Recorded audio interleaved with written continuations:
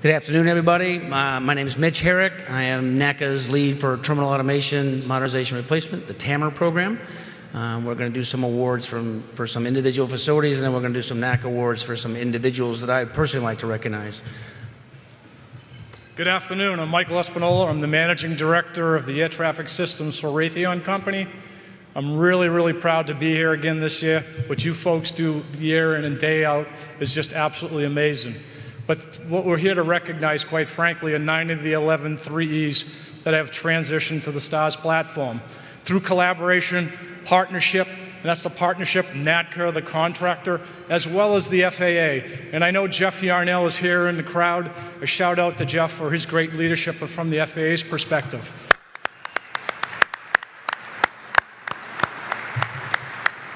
And as Paul noted in his keynote speech yesterday, it's really about growing the system, taking ownership, pushing forward, and quite frankly, this is a great representation of that.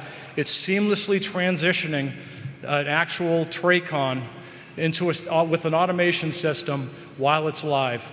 Job well done, great professional effort. We're really proud of you. And in that accord, we've actually generated some commemorative plaques that we'd like you to display at your respective facilities.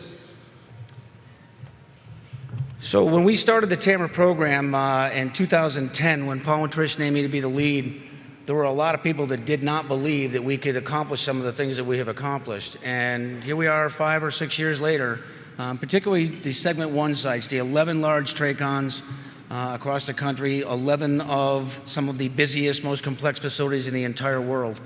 And we have been very successful as a result of collaboration. I think that the TAMR program, in my personal opinion, is a model for collaboration and the things that we can do when we work together with the agency and with a vendor that is willing to be so responsive to our needs. We have done some things that are amazing. And these facilities, the 9 facilities that we're going to recognize today, we still have 2 more. When they are complete, we will have done something that this agency has been trying to do for 40 years and been unsuccessful at. So I'm very proud of this program, and I'm very proud of these facilities because they worked their butts off to make this happen for us.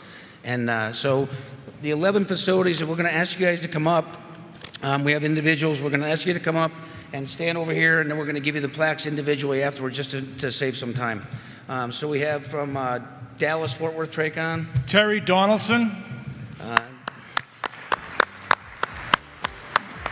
We have Denver TRACON. Kevin Wright. Louisville Stanford is not here, so we're going to have it mailed to them. The Northern California TRACON. Steve McCoy. Southern California TRACON, SoCal. Kelly Sandiff. The A80 Atlanta TRACON. Mike Ryan.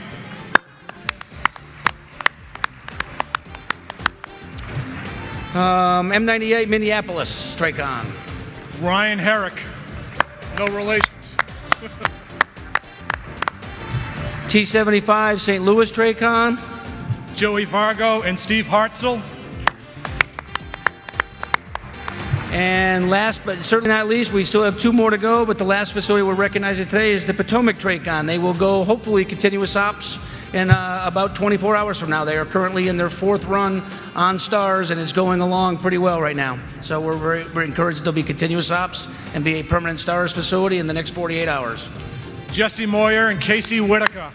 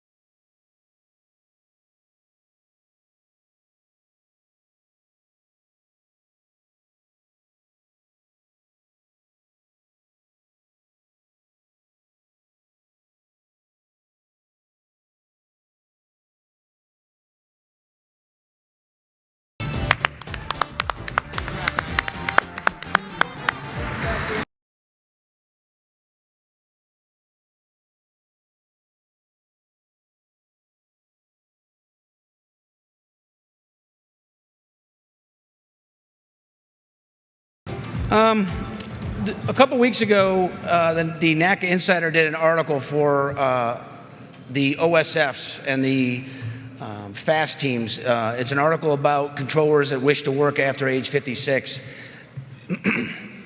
Excuse me. And one of the people who was mentioned in there, her name is Candy Barr. She's not here. Their flight had some issues, so she did not come out here. But the OSF specialists, for those of you who don't know it, a lot of them are former controllers, and they work on the adaptation, and they're able to impact the operation and really add something of value to your automation system and make sure that the things work right. When the multi-unit was formed and the OSF started working with the TAMR program, I couldn't begin to tell you how hard those people work and the enormous difference that they make for all of us that use these systems every day. And one of them, her name is Candy Barr. We have a plaque for her. She's not here. Candy is one of the most amazing people, and she's a former controller that has been doing automation for a long time, but has made an enormous difference in leading the country and learning the other people learning how to do the OSF stuff. So we're recognizing her. And we have a couple of guys that have been on the TAMR program from the very beginning, back in 2011 when Paul and Trish put our team together, who are retiring.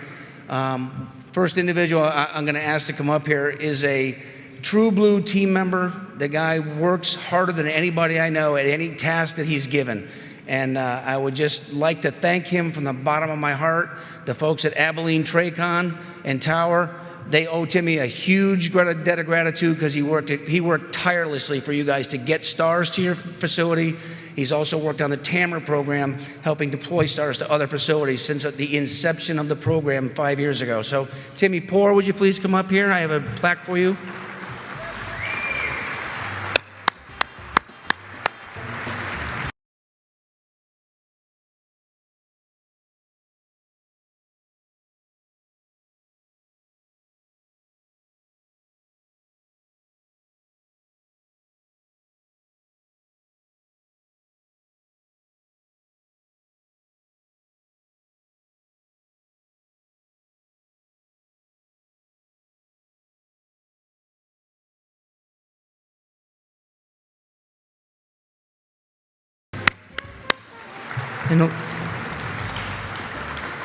We didn't let him speak because he speaks Texican and it's really hard to understand him.